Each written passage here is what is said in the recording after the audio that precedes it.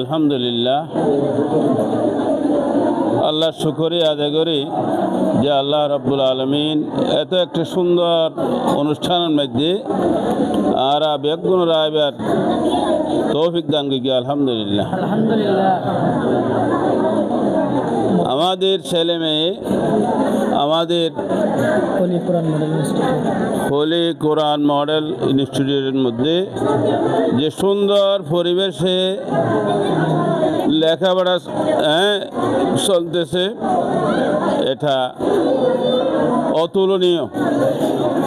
আমি মনে করি এখানে যারা আসবেন আমাদের ছেলেমেয়েরা, অভিভাবক যারা দেবেন নিজের ছেলেমেয়েদেরকে, তাদেরকে কোরআনের শিক্ষায় শিক্ষিত করে আদর্শ মানুষ হিসাবে গড়ে তুলবে, এই আশা পোষণ করছি। এবং আজকে যারা এই মহতী অনুষ্ঠানে শরীক হয়েছেন তাদের শুকরিয়া আদায় করছি।